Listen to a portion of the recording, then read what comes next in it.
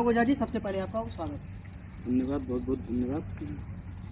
सरकार जो है यूसीसी लाना चाहती है, यूनिफॉर्म सिविल कोड, और आसपास के देशों में, खास करके हमारे पाकिस्तान में और उसके बाद तुर्की में, बांग्लादेश में, इन जगहों पर जो है यूनिफॉर्म सिविल कोड वो लागू, क्या भारत में भी लागू होना चाहिए? सरकार लाना चाहती है। देखिए, एक चीज कि प्रधानमंत्री जी 9 साल से सत्ता में बैठे हैं, 10वां साल लगने वाला है। आज तक उनको यूनिफॉर्म सिविल कोड याद नहीं है। चुनाव नजदीक आता है, यूनिफॉर्म सिविल कोड उनको याद आ जाता है। तो प्रधानमंत्री हिंदू मुसलमान पे क्यों राजनीति करना चाहते हैं? आपको याद होगा कि पंडित जवाहरलाल नेहरू ने कहा था कि राजनीति राजनीतिक मुद्दों पे हो, हिंदू मुसलमान पे राजनीति नहीं होगी। यूसी से क्या लग रहा है आपको कि फायदा होगा या नुकसान होगा? नहीं, आप एक चीज बता दीजिए कि आपके हाथ में माइक है और यूसीसी लागू करेंगे तो यूसीसी से फायदा आपको क्या होगा? जी, या मुसलमानों को, मतलब मुसलमान तो वैसे ही है, मुसलमानों को कोई उसमें नुकसान नहीं है। नुकसान होगा तो इसमें SC ST OBC आरक्षण को खत्म कर देना चाहिए। यूसीसी के माध्यम से आरक्षण को खत्म कर देना चाहिए। हाँ, जब समान सबके लिए सब कुछ लागू हो जाएगा, अब आप भी तिलक लगाओ, हम भी तिलक लगाएं, आप भी टोपी पहनो, हम भी टोपी पहनो, ये गलत है। मैं इसके पक्षधर में बहुत कम। ओवैसी ने ट्वीट किया है कि भारत जो है विविधताओं का देश है, कई धर्मों का देश है, और यूनिफॉर्म सिविल कोड आने से जो है वो समस्या हो जाएगी। बिल्कुल सही बात है। एक चीज बताइए, आप संविधान के विरोधी हो क्या? जी नहीं हो ना। देश संविधान से चलता है। देश संविधान से चलता है, और संविधान तो मतलब कहता है ना कि एकता, अखंडता, विभिन्नता है। तो फिर उसमें हस्तक्षेप प्रधानमंत्री जी क्यों करना चाहते हैं? ये बात आप बताइए। अगर मान लीजिए यूसीसी कोड जो है, यूनिफॉर्म सिविल कोड आ जाता है, तो हमारे देश में जनजाति है, ST समूह के लोग होते हैं। वही तो मैं बता रहा हूँ कि उनका नुकसान होगा। नुकसान उनका होगा। हम तो भैया, हम तो ब्राह्मण हैं, हमारा तो कुछ नहीं जा रहा है।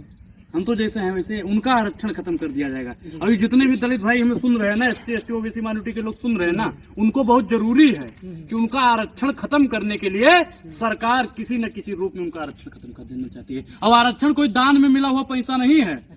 उनके पूर्वजों को कितना सताया गया है 3000 साल पहले। आरक्षण तो बाबा साहब ने दे के उन्हें कवच पहना है, ताकि तुम भी मजबूत बन के सवर्ण समाज के बराबर में खड़े हो। और उस आरक्षण को खत्म करने का अगर कोई काम करता है तो यूसीसी के माध्यम से भारतीय जनता पार्टी करेगी।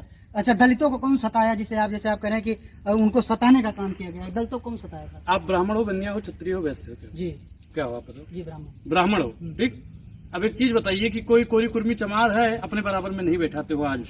हाँ, ये भेदभाव है नहीं है? हम लोग बिठाते हैं। चलिए, आप घर पे चलिए।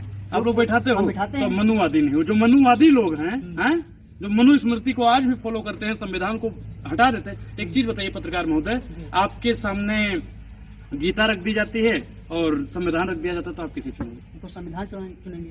तो आपकी सोच को तो सलाम, क्योंकि देश संविधान से चलता है। देश संविधान से चलता है, और वही संविधान है जो गीता को भी मानने की इजाजत देता है, कुरान को और बाइबल को भी मानने की इजाजत देता है, वाहिगुरु ग्रंथ साहब को भी मानने की इजाजत देता है। तो संविधान चुना है अपने, अच्छी बात। लेकिन जो मनुवादी लोग हैं वो आज भी कोरी कुर्मी चमार को दूर रखना चाहते हैं। अच्छा, अनुराग ओझा अपने वीडियो में कह रहे हैं कि मुसलमानों को प्रताड़ित किया जा रहा है। आपको नहीं लगता है?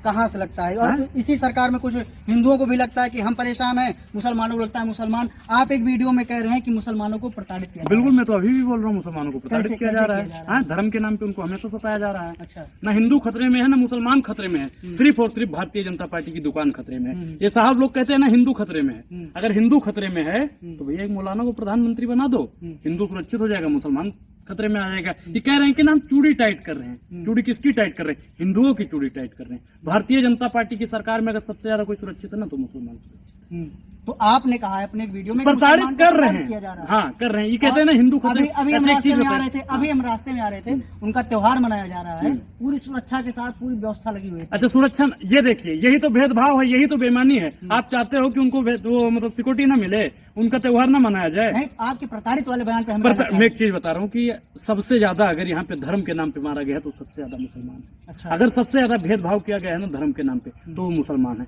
आप बता दीजिए, संसद में कितने सांसद इनके बैठे हुए हैं? प्रधानमंत्री जी कहते हैं ना सबका साथ सबका विकास, सबके विश्वास की बात करते हैं। तो आप बताइए कि प्रधानमंत्री जी की सदस्यता में कितने सांसद वहाँ पे बैठते हैं?